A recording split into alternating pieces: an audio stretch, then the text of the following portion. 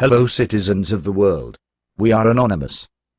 Dear brothers and sisters, now is the time to open your eyes and expose the truth.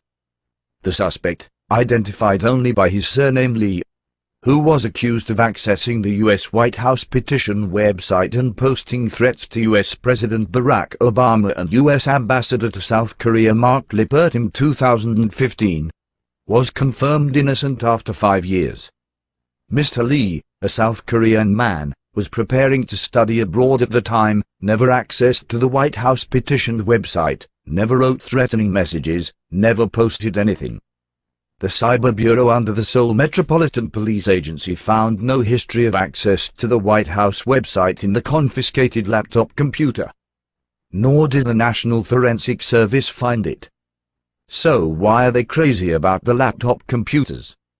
In 2015, media outlets around the world reported the opinions of South Korean police and prosecutors in this case as if they were true, in the name of reporting for the public's right to know and public interest. Since this has caused the suspect to be harassed by malicious comments from internet trolls, etc., and interfered with the right to stand trial fairly, we will reveal the truth and remove the stigma through the report of the Supreme Court of South Korea's decision on March 12, 2020. Despite the fact that the analysis of the confiscated articles by a digital analyst at the Cyber Bureau under the Seoul Metropolitan Police Agency showed no signs of accessing the online petitioning system for the White House petitioned website, the court of the first instance's decision was after verifying the disk image of the hard disk drive submitted by the inspection. The equivalent to the original and data integrity are recognized. The hard disk drive was re-imaged by the prosecutor, excluding the suspect. It cannot be called an illegal search and seizure in violation of warrantism on search and seizure, and in the end, the above surrounding facts constituting a crime subject to a public prosecution shall be acquitted in the case of no evidence of a crime, but shall not be declared innocent in the text unless the preliminary attempted threat is found guilty, and it convicted the suspect of circumstantial judgment. The prosecutor applied for a change of written arraignment by adding a preliminary attempted threat about a month before the judgment.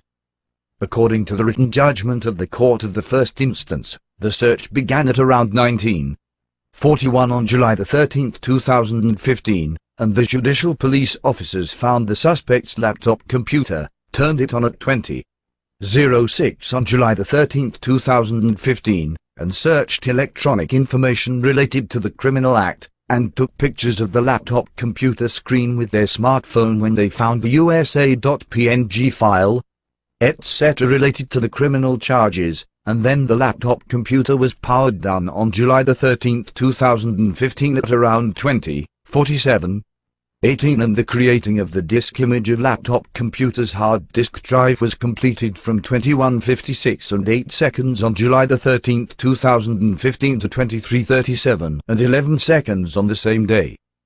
According to the above written judgment, no one but the judicial police officers knows what they did without a right protection kit while searching the suspect's laptop computer for 41 minutes on July 13, 2015 from 20:06 to 20:47 at the scene of the search and seizure of the suspect, and they seized the laptop computer and put the suspect under arrest without warrant, saying they found original postings such as "I will definitely infiltrate the U.S. Embassy and kill Lippert," etc. in the process.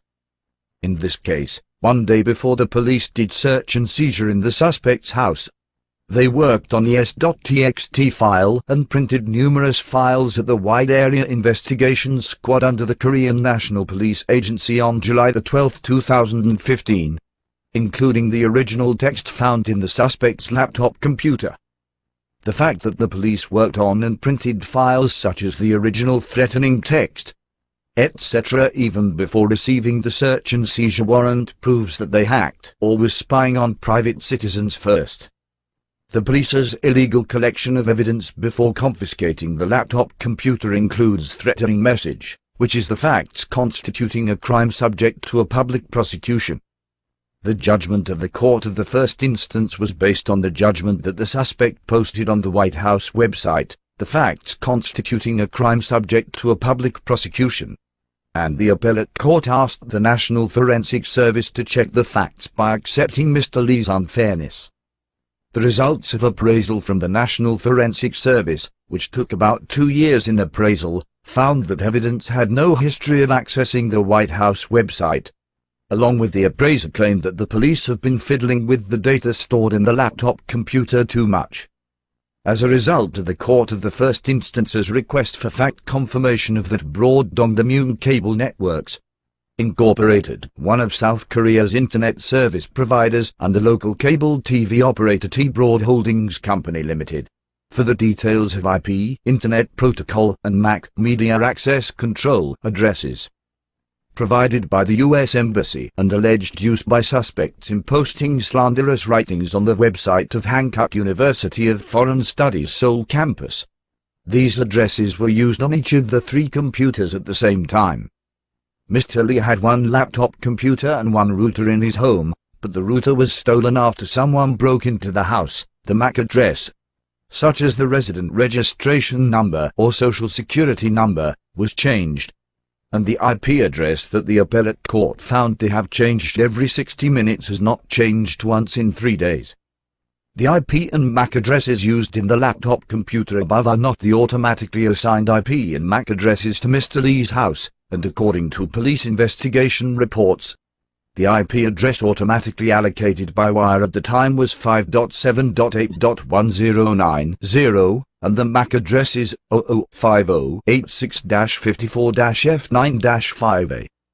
The judgment in an appellate trial in the case was, unless further evidence proves that the MAC address of the laptop computer used by the suspect is the same as the MAC address of the device assigned to it at the time of each crime in this case, etc., the above circumstances alone, except for all police collected illegally, are insufficient to admit that the suspect wrote the threatening statement of this case, and otherwise there is no evidence to acknowledge it.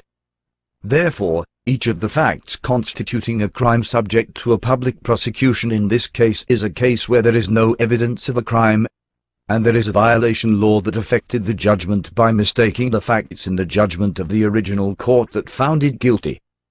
The suspect's argument is a reason for prosecutor's final appeal to the above judgment.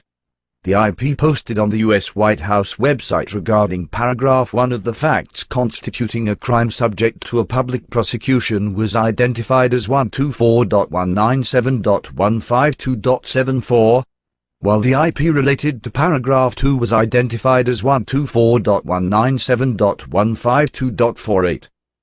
These are evidential materials provided by the U.S. side. The South Korean company that manages each of the above IP addresses is confirmed by Broadcom Cable Networks, Incorporated, and the above Broadcom Cable Networks, Incorporated confirms that each IP address above is a floating IP address assigned to an apartment in the suspect's residence, etc. A Google search for the phrase "for hackers usually tend to fill out a phrase referring to them at the end of a malicious posting, at the end of the threatening message in paragraph 2 of the facts constituting a crime subject to a public prosecution confirms that the slanderous messages has been posted on the website of Hankook University of Foreign Studies Seoul campus from the IP address 124.197.152.111, the same band as the IP address of the posting of this incident, and so on and so forth. The Supreme Court of South Korea rejected the prosecutor's final appeal, and Mr. Lee was also acquitted, but if this case really existed, we applied for an appeal of acquittal to reveal the truth about who, when and how they began the investigation by receiving it from the U.S. Embassy. However, when the Supreme Court of South Korea rejected the appeal, the Supreme Court of South Korea released a press release saying, instead of being recognized for not having committed a crime, the suspect appealed with dissatisfaction when he was acquitted on the grounds of the admissibility of evidence. The prosecutor said, even if the ability to prove major evidence, such as laptop computer, etc., is not recognized, the facts constituting a crime subject to a public prosecution were proved without reasonable doubt by the rest of the evidence given the following circumstances. However, the Supreme Court of South Korea said in a press release, The full court had determined whether there were any serious violations of legal procedures and warrantism in the investigative authorities' search and seizure procedures, and whether the suspects can be found guilty only with the exception of the evidence without admissibility of evidence due to the falsification of the search and seizure procedures. However, the media reported that the threat was written, but not guilty due to the exclusion of evidence of illegal collection. The truth will be found in the lawsuit for compensation for damage to determine whether the judgment of being not guilty of exclusionary rule in the appellate court and the judgment of the Supreme Court of South Korea is consistent with what the media reported, and we will seek unconditional acquittal in this case and make sure that those involved are held accountable. The Supreme Court of South Korea has confirmed his innocence but has rejected the restoration of the laptop computer as evidence. If the laptop computer being reconfiscated by the court to request application for evaluation from the National Forensic Service is Mr. Lee's laptop computer, it will certainly be returned. And if it is not the confiscated laptop computer Mr. Lee was using, the Supreme Prosecutor's Office of the Republic of Korea will continue to refuse to return it. We are anonymous. We are legion. We do not forgive. We do not forget. Expect us.